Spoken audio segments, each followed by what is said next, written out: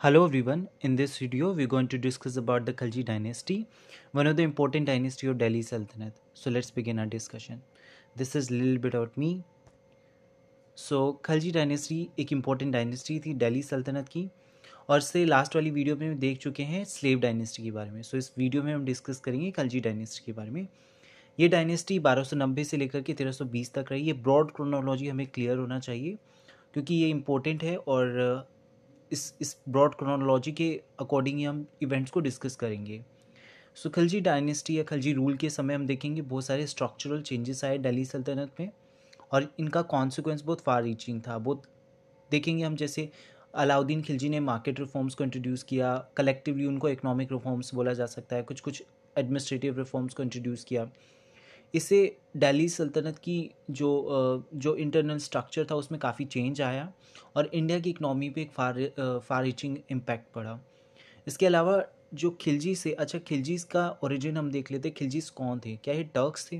क्योंकि इससे पहले जो स्लेव डायनेस्टी थी वो जो लोग थे वो टर्क्स थे. लेकिन ये जो खिलजी से वो टर्क्स, ये भी टर्क्स ही थे लेकिन ये अफ़गानिस्तान में सेटल हो गए थे दिल्ली सल्तनत के एस्टेब्लिशमेंट के बाद. इसलिए इन्हें अफ़गानाइज ट्राइब टर्क्स बोला जाता है, जो कि अफ़गानिस्तान में सेटल होके वहाँ की कल्चर और ट्रेडिशंस में घुल मिल गए, एसिमुलेट हो गए. इसलिए अफ़गानाइज टर्क्स बोला जाता है इनको, ये ध्यान रखना में.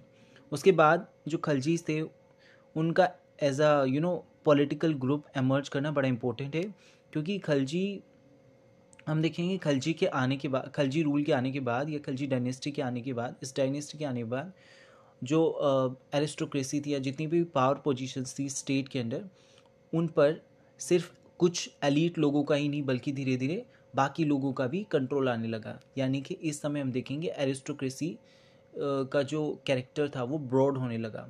यानी कि काफ़ी अलग अलग तबके से भी लोग आने लगे.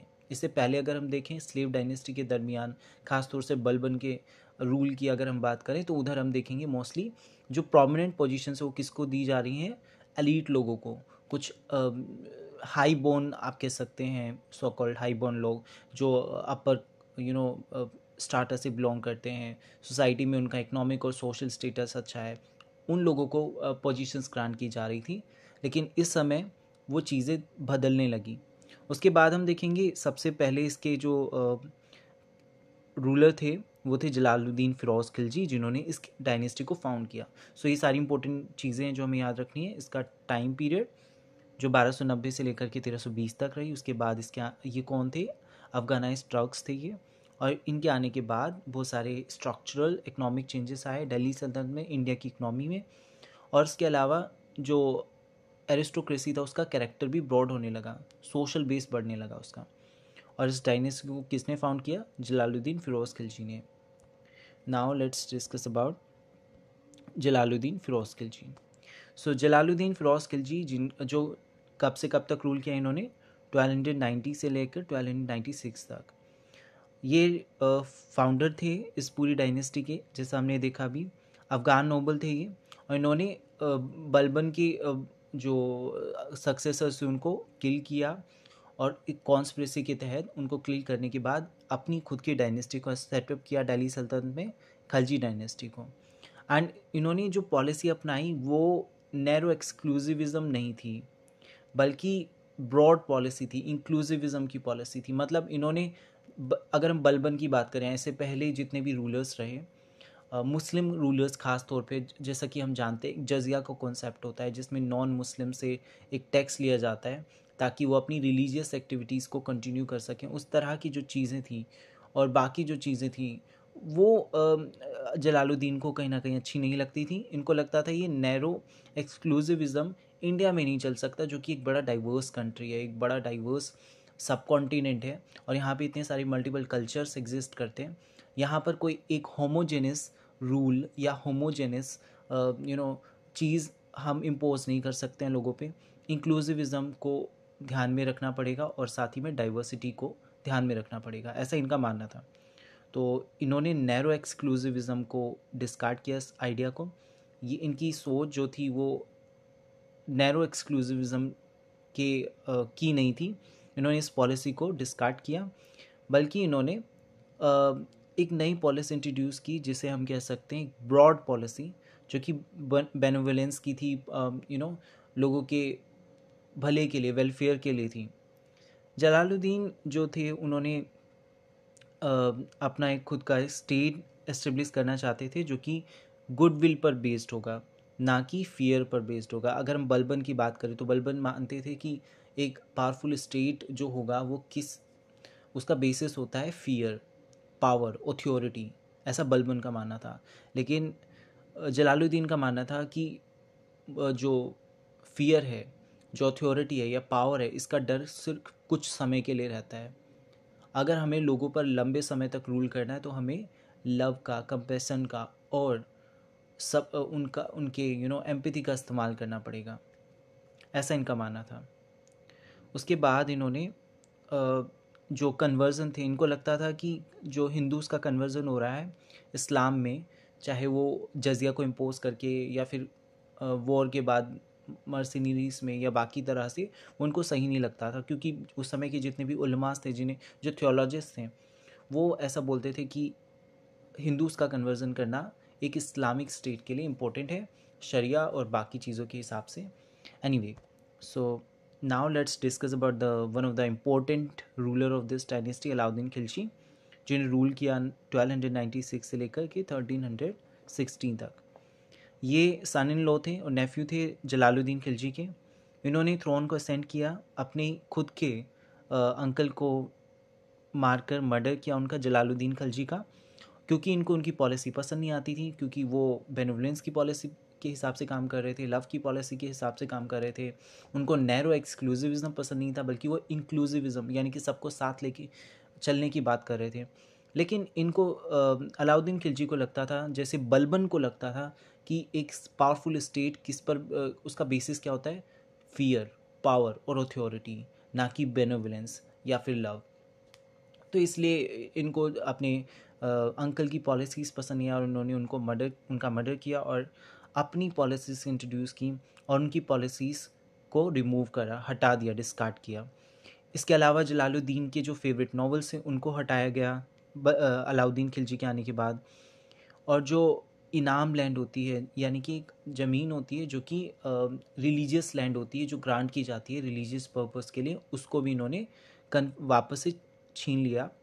और इन्होंने एक स्पाई सिस्टम को वापस से लेकर आए, जो कि बलबन ने इंट्रोड्यूस किया था, स्पाई सिस्टम, जिसमें जो नॉबल्स होते थे, एरिस्टोक्रेट्स होते थे, या वो लोग जो कि पावर पोजीशंस पे, उनकी जासूसी की जाती थी, ताकि वो कोई करप्शन या बाकी गलत चीज़ों में या गलत गतिविधियों में इन्वॉल्व ना हो। इसके अलावा इन्होंने वाइन ड्रिंकिंग को भी प्रोहिबिट किया, क्योंकि इस्लाम में वाइन ड्रिंकिंग प्रोहिबिटेड है। उसके अलावा इन्होंने हॉर्स की ब्रांडिंग शुरू की, जिसे ये सारे कुछ चेंजेस थे जो कि बड़े इंपॉर्टेंट है, जो इन्होंने इंट्रोड्यूस किए।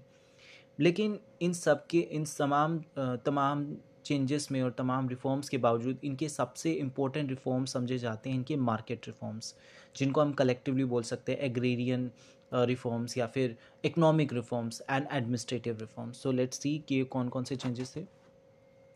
सो कलेक्टिवली इनको बोलते हैं इकोनॉमिक एंड एडमिनिस्ट्रेटिव रिफॉर्म्स।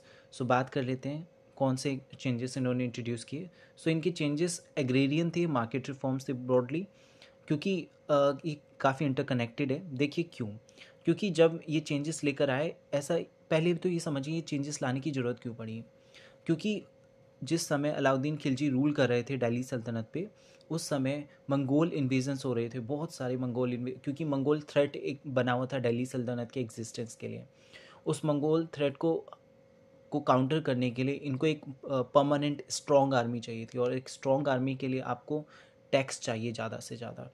तो आप सोचिए, एक स्टेट जो कि ऑलरेडी बहुत टैक्स ले रहा है अपनी आवाम से, अपनी सब जनता से, वो और टैक्स नहीं ले सकता, लेकिन उसको एक ऐसी आर्मी चाहिए जो एक स्टैंडिंग आर्मी है, परमानेंट आर्मी है, और उसको पे भी करना है। तो ऐसे में इन्होंने क्या किया, इन्होंने सोचा कि ये अपनी आर्मी को पे करेंगे, लेकिन वो जो पे करेंगे, पेमेंट बढ़ाएंगे नहीं, पेमेंट उतनी रहेगी, लेकिन जो चीज़ों की कीमत होगी या इन्फ्लेशन आप कह सकते हैं इन मॉडर्न टर्म्स, वो कंट्रोल करेंगे। तो बेसिकली इनका आइडिया ये था कि ये अपने जो सोल्जर्स हैं उनको सैलरी जो है वो कैश में देंगे रादर देन इक्ता, इक्ता एक जगह होती थी। इक्ता जैसे आप जागीरदारी सुना होगा, तो इक्तास जो हुआ करता था वो इक्तेदार्स यानी कि कुछ लोगों को दिया जाता था। जो सोल्जर्स होते थे, बाकी नॉबल्स होते थे, उनको एक ज़मीन का टुकड़ा दिया जाता था और उधर से उनको अपनी सैलरी निकालनी होती थी वहाँ के लोगों से टैक्स वसूल कर। इस इक्ता सिस्टम की बजाय इन्होंने अपने जो आर्मी थी उन आर्मी के लोगों को सैलरी कैश में दी, जो कि बहुत बड़ा चेंज था। इससे पहले ऐसा कोई चेंज हमने नहीं देखा। और जो सोल्जर्स थे बेसिकली उनके जो फूड सप्लाई था, उनको जो बेसिक नेसेसिटी की चीज़ें थी वो मुहैया कराई गई बड़ी सस्ती दरों पे, और उन दरों पे जो या वो प्राइसेस पे जो कि अलाउद्दीन खिलजी ने डिसाइड किए थे। यानी कि अलाउद्दीन खिलजी ने बेसिकली मार्केट रिफॉर्म्स में प्राइस कंट्रोल किया। ये हमें ध्यान रखना है।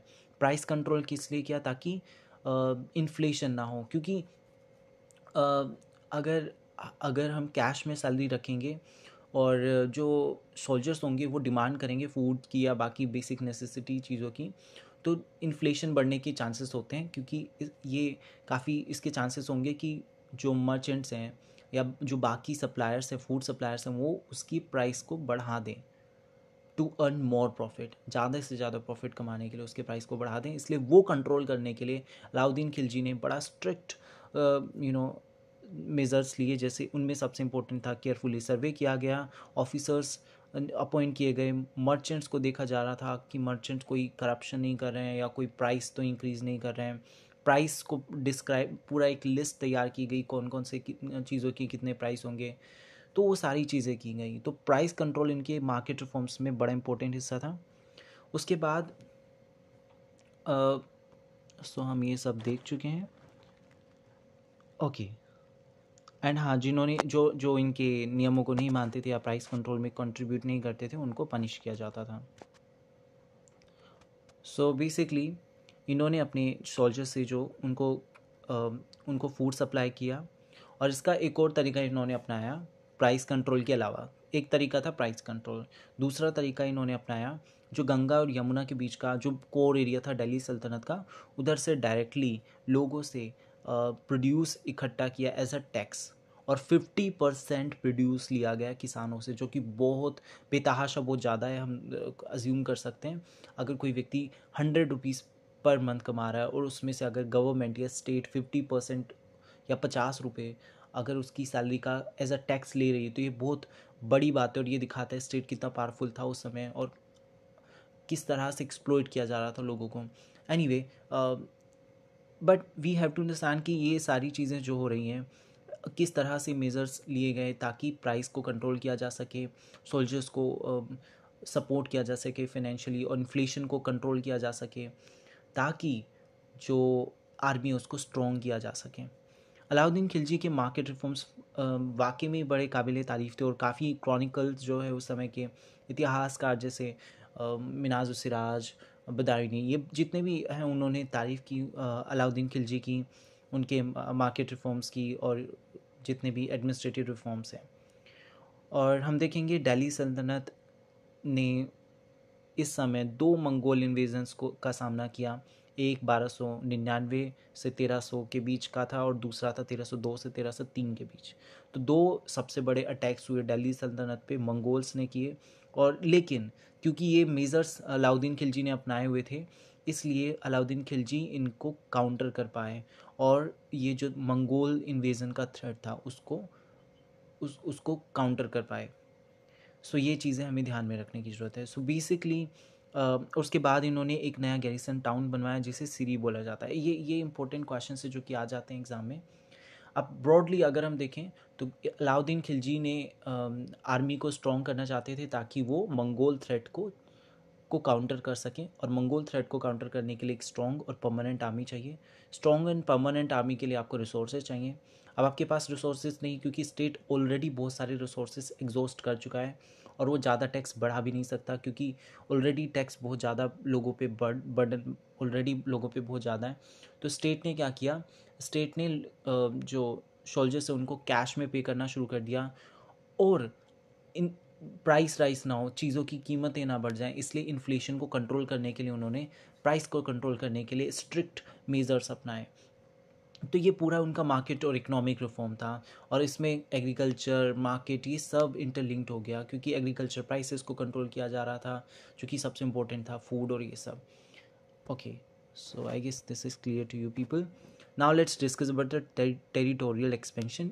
सो अलाउद्दीन खिलजी के जो इस समय हम देखेंगे कौन कौन से कॉन्कर किए गए एरियाज. सो अलाउद्दीन खिलजी ने कैंपेन लॉन्च किया गुजरात के खिलाफ, नदन गुजरात का पार्ट जीत लिया. राजस्थान में अजमेर नागौर तो ऑलरेडी मोइनुद्दीन गौरी के समय से हिस्सा रहे दिल्ली सल्तनत का, लेकिन अलाउद्दीन खिलजी ने रणथंभौर चित्तौड़ जैसे पार्ट्स को भी कॉन्कर किया राजस्थान के. उसके अलावा इन्होंने मालवा के रीजन में भी अपने कैंपेन लॉन्च किए और उधर उसको कॉन्कर किया.